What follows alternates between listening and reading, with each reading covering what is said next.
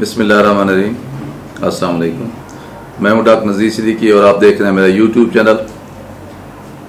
नाज़रीन इकराम, आजकल पाकिस्तान में ये बहस ज़ोरों पर है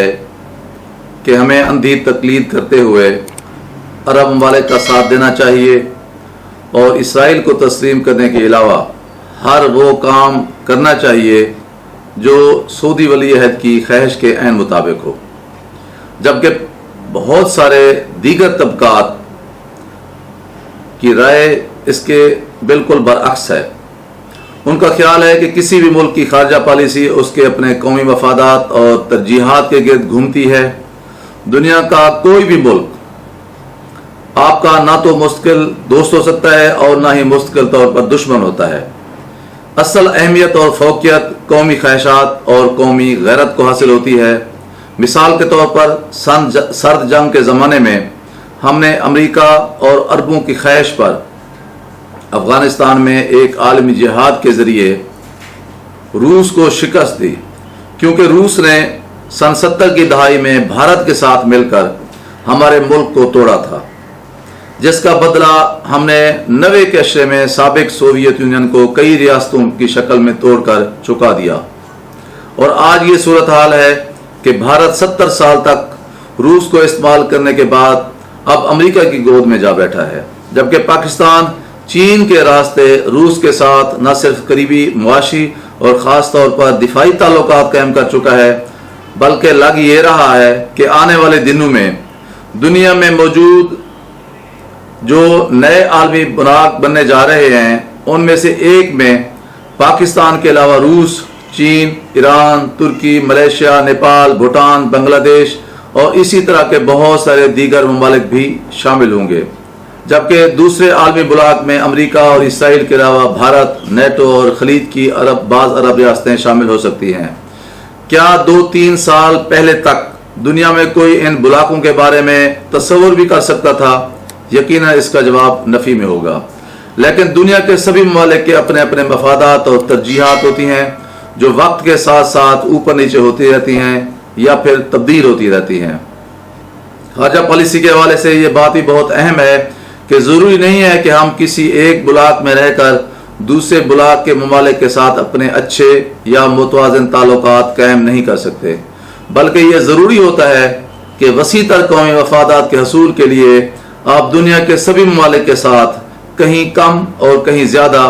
अपने ताल्लुकात न सिर्फ कायम रखें बल्कि उन्हें मजबूत बनाने की भी कोशिश करते रहें। पाकिस्तान में बहुत सारे लोग आज ये भी कह रहे हैं कि हमें सऊदी अरब को हर सूरत में नहीं छोड़ना चाहिए।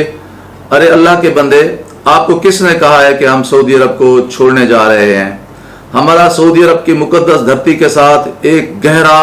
दिली और रूहानी ताल्लुक और लगाव है जो कभी भी नहीं छूट सकता। लेकिन अगर सऊदी अरब की मौजूदा क़ियादत हमें ये कहे कि ये करें और ये ना करें क्योंकि ये हमारी ख्वाहिश है, मिसाल के तौर पर आप सी पैक ना बनाएं, चीन से दूर रहें, भारत के आगे झुक जाएं,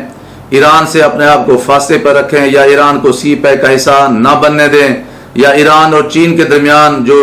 एक डील हुई है उसको ख़त्म कराने की कोशिश करें, तुर्की जो सल्तनत उस्मानिया बहाल करने की कोशिश में है उससे अपने आप को दूर रखें, और फिर किसी भी सूरत में आप ना तो कश्मीर की बात करें ना फ़लस्तीन की बात करें, वरना आपसे हम अपना कर्जा वापस ले लेंगे,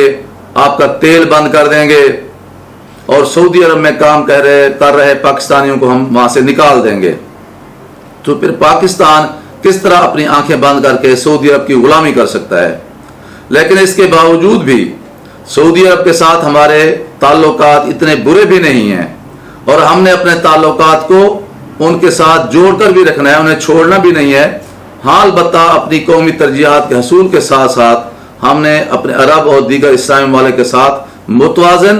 और आबरूमंदाना ताल्लुकात कायम रखने हैं, जिससे हमारी कौमी खुददारी पर किसी किस्म का हर्फ ना आए। खारजा ताल्लुकात दरअसल दो इंसानों के दरमियान यारी दोस्ती की तरह नहीं होते कि जब लड़ाई हो गई तो हमेशा के लिए कुट्टी और जब सुलह हो गई तो एक दूसरे पर जान भी वारी करने के लिए तैयार हैं, बल्कि खारजा ताल्लुकात में गिव एंड टेक होता है।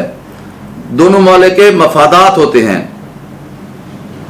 कुछ चीजें एक मुल्क मान लेता है और कुछ चीजें दूसरा मुल्क मान लेता है, और इस तरह ममालिक के दरमियान रिश्ते चलते रहते हैं, ताल्लुकात कायम रहते हैं। हाँ, ये अलग बात है कि मौजूदा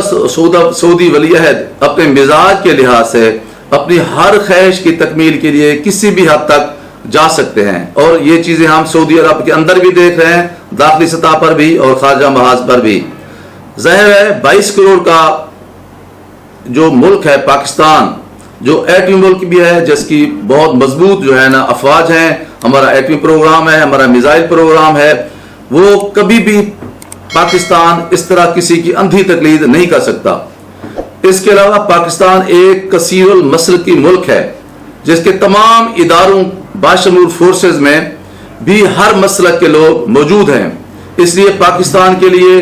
किसी खास मसलक के हामिल मुल्क की ख्वाहिशात का गुलाम बनना मुमकिन नहीं है। हम यमन की जंग में शरीक नहीं हो सकते, हम ईरान के खिलाफ महाज नहीं खोल सकते, हम ईरान को भी अपनी